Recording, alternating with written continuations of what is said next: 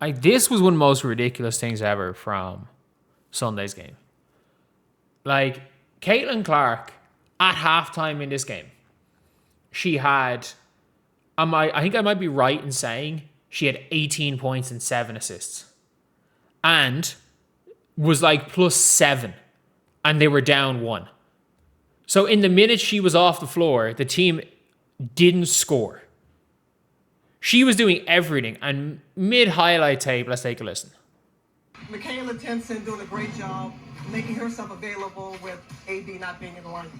Yeah, to go along with this impressive play in the first half, she's obviously having a great season, is 5 turnovers. And I bring that up. She has 6 assists, 5 turnovers. Those 5 turnovers, Chicago has turned into points on the other side. So that's where you want your point guard to stay aggressive, which she's doing a great job of playmaking. The worst part is they didn't. From those turnovers, I shit you not, the Chicago Sky scored 2 points. Why? Because 4 of them were dead ball turnovers.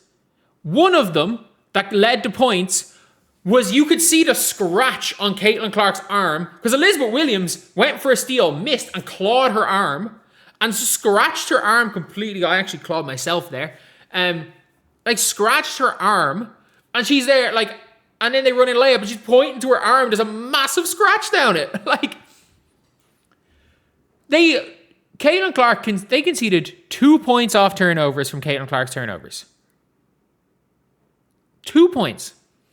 And anybody who watched that game will tell you, a big reason they were down at halftime was that Caitlin Clark was the only person doing anything on that team. That was a massive, massive reason they were down at halftime. KK was as well. And Lexi, in fairness, Lexi was okay. We got nothing in the first half from Kelsey Mitchell. And then the reason why it went from being a tie to a 20-point win was because Kelsey Mitchell decided to go Super Saiyan in the second half for 23 points. Caitlin Clark's turnovers had 0 to do with this game. And she said it as well in the game. Like, you know, the Indiana Fever need to take, like, if they take better care of the ball, they win. I'm going to show you this graphic from halftime. Steward also said the Fever need to take better care of the ball to win. So, fun fact, when Caitlin Clark plays, the Indiana Fever tend to turn the ball over less when she plays. Obviously, this season's a little bit different, but like, there's no real difference in how the team turns it over. When she is on the floor, when she's on the team turns it over less. Why? Because she just dominates the ball. But this is the halftime stats. This is the halftime stats. Officially. These are the halftime stats. You have right here.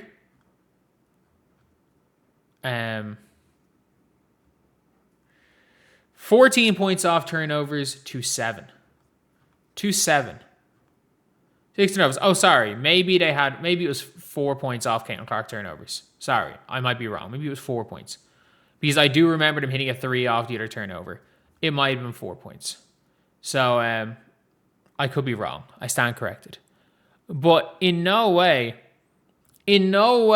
does throwing a couple of dead ball turnovers that, in fairness, there are a lot of times where, I'll say this, the Indiana Fever or Caitlin Clark does need to work on turnovers a little bit. I get that. But there are also games where the narrative that all of Caitlin Clark's turnovers are from people dropping the ball is not necessarily true. But the narrative that Caitlin Clark's turnovers in that game, 2 days ago, were because people were dropping the ball. Yeah. They are, that was probably true. And apparently Dolly Parton died. Rest in peace. But, you couldn't have watched the first half of that game and came to the conclusion that any of the fault for a loss for them being down was on Caitlin Clark. And there are games that you can blame on Caitlin Clark, Blame Caitlin. Blame the Dallas game on Caitlin from a couple of days earlier. Blame the New York game on Caitlin not showing up in the clutch. Blame that game on her.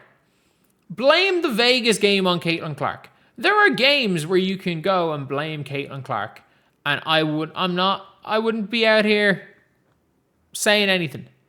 If you want to blame Caitlin Clark for those games, even though I wouldn't, I blame the Dallas one on her. She just didn't show up. I wouldn't necessarily blame the Liberty game on her because, I mean, they're not in the game if not for her in the first place. But I get it. But to go out and try to blame Caitlin in the first half when she had one of her best halves of her career. Like, I don't think people understand. Caitlin Clark generated 6 wide open layups. Like, those assists, 5 of them I think were to KK Timpson, and they were open layups. Open layups. And like, you're watching a highlight table for just generating wide, like passing the ball to people constantly for wide open layups, and it's like, oh yeah, the turnovers are the problem. It's like, what the fuck are we talking about? Like, it kind of makes a mockery of it because, again, not all turnovers are equal.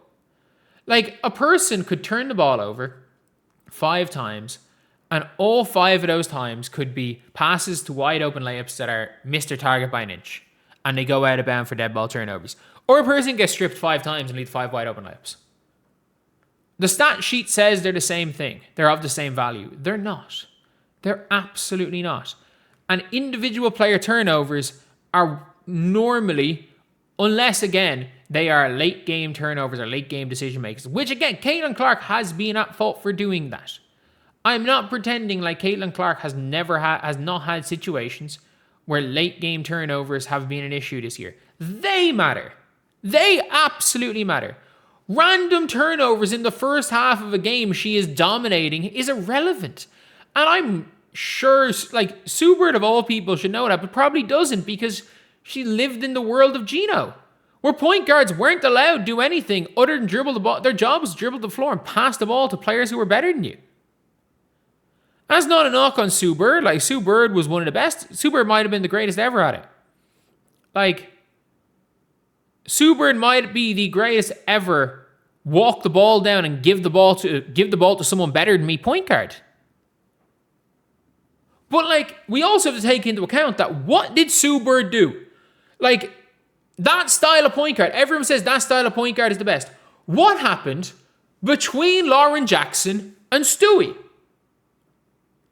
Back-to-back number 1 overall picks between Lauren Jackson and Stewie.